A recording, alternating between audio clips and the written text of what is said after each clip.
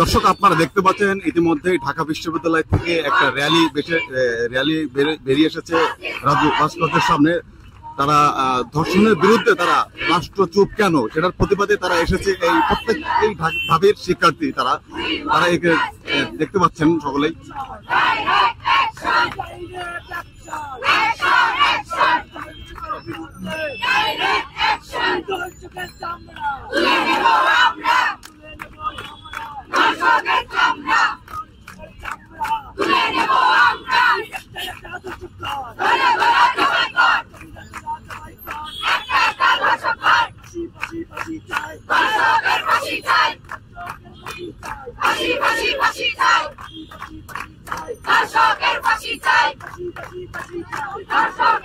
তারা ধর্ষকের সর্বোচ্চ শাস্তি নিয়েই তারা মানববন্ধন করছে, এই র্যালি করেছে।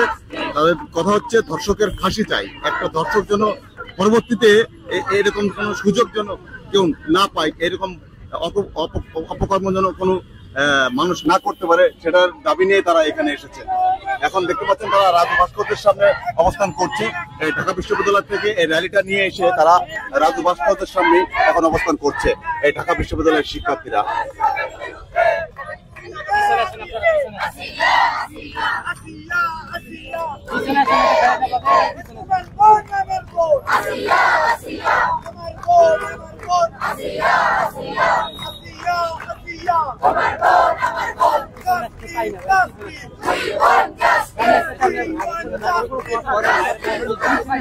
জানেন যে সাম্প্রতিক সময়ে মাগুরাতে আসিয়া নামে যে শিশু বাচ্চা রয়েছে তাকে নির্মমভাবে ধর্ষণ করেছে এবং হত্যা করার চেষ্টা চালিয়েছে। সেটার প্রতিবাদেই ঢাকা বিশ্ববিদ্যালয়ের শিক্ষার্থীরা র্যালি নিয়ে স্লোগানের মাধ্যমে তারা রাজু ভাস্কর্যের সামনে এসে অবস্থান করেছে। তারা বলছে আসিয়া আসিয়া তুমি কে আমি কে, আসিয়া আসিয়া। এই যে ধর্ষক তার দৃষ্টান্তমূলক শাস্তির দাবি নিয়েই, সর্বোচ্চ শাস্তি ফাঁসির দাবি নিয়ে তারা আজ এই রাজু ভাস্কর্যের সামনে অবস্থান করছে।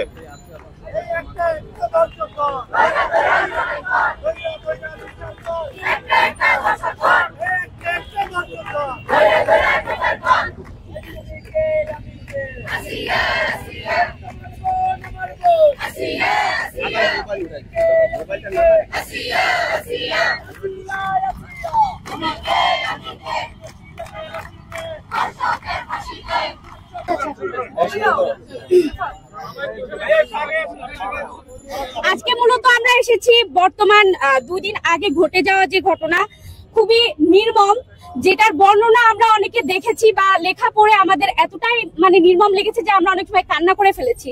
তো ধর্ষণ বাংলাদেশের একটা এখন সামাজিক ব্যাধিতে পরিণত হয়েছে। গত 2.5 থেকে 3 মাসে এই বিষয়টা আরো বেশি বেড়েছে। দেশের আইন এবং দেশের যে আইন প্রণয়নকারী সংস্থা তারা আসলে ঠিক কি কাজ করছে এটা নিয়ে এখন আসলে সন্দেহ প্রকাশ হচ্ছে বা প্রশ্নবিদ্ধ। তো বর্তমান ইন্টারিম সরকারের কাছে আবেদন এটাই থাকবে যে দেশের যে বর্তমান যে ভঙ্গুর পরিস্থিতি হয়েছে সেটা যেন খুব তাড়াতাড়ি ল এবং ল এনফোর্সমেন্ট এজেন্সি গুলার মাধ্যমে সেগুলো খুব তাড়াতাড়ি ঠিক হয়। আর ধর্ষণের যে শাস্তি আছে বর্তমানে আমরা চাই ধর্ষণের একমাত্র শাস্তি হোক মৃত্যুদণ্ড, এবং সেটা হোক প্রকাশ্যে। ধর্ষণের যে বিচার সেই বিচার যেন 6 থেকে 8 মাস বা 2 বছরও গড়িয়ে না যায়। অনেক সময় আমরা দেখি যে বিভিন্ন মাধ্যম থেকে ধর্ষণের বিচার ঠিকই হয় কিন্তু বিচার কার্যকর হয় না। আমাদের পক্ষ থেকে একটাই দাবি থাকবে, সেটা হচ্ছে ধর্ষণ যদি প্রমাণ হয় ধর্ষণের একমাত্র বিচার হবে মৃত্যুদণ্ড, আর কোনো কিছু নয়। এই আমাদের বক্তব্য। বর্তমানে এবং এটা আগেও ছিল, কিন্তু ইদানিং আমরা দেখতে পাচ্ছি যে পরিমাণে ধর্ষণের হার বেড়েছে।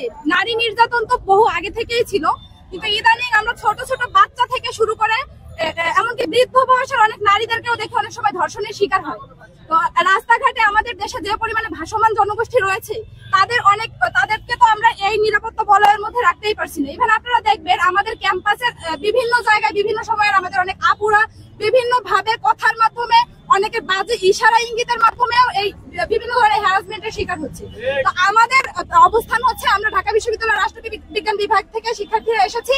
আমরা সারা দেশের মানুষের সম্মতি এবং সহমর্মিতা নিয়ে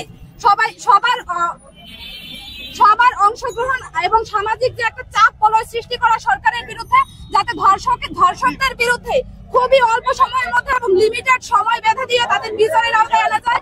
তাদেরকে বিচার কার্যক্রমের মাধ্যমে যাতে ঝুলিয়ে ঝুলিয়ে না রেখে একটা সময় এই বিচার যাতে আমাদের চোখের অন্তরালে চলে না যায়, আমরা চাই ধর্ষকদের বিচার একটা লিমিটেড সময়ের মধ্যে হোক এবং সেটা প্রকাশ্যে জনগণের সামনেই হোক।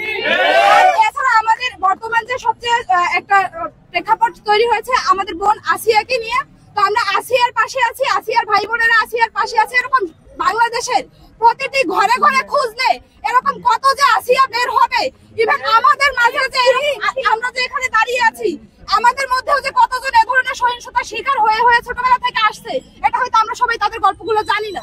তো আমরা চাই এই ঘটনাগুলো এভাবে প্রকাশ্যে আসুক এবং বর্তমান যে ইন্টারিম সরকার আছে তাদের কাছে আমাদের দাবি তারা এই ধর্ষকদের বিরুদ্ধে একটা এমন এক ধরনের ব্যবস্থা নিক যেটা পরবর্তীতে যে সরকারই আসবে না কেন তাদের কাছে এটা তারা যাতে এই বিচারটাকে ফলো করে পরবর্তীতে পদক্ষেপ নিতে পারে। পাশাপাশি সামনে যে নির্বাচন আসবে আমরা জানি নির্বাচনের যে ম্যানিফেস্টেশন দিবে বিভিন্ন দলগুলো, তাদের নির্বাচনে যে প্রচারণা থাকবে এই প্রচারণার একটা অংশ যাতে ধর্ষণের বিরুদ্ধে হয়, তারা সবাই যাতে একদম দল মত নির্বিশেষে দেশের সাধারণ সব ধরনের মানুষ একই কাতারে এসে ধর্ষণের বিরুদ্ধে অবস্থান নেয়, তার জন্যই আজকে আমাদের এখানে আসা।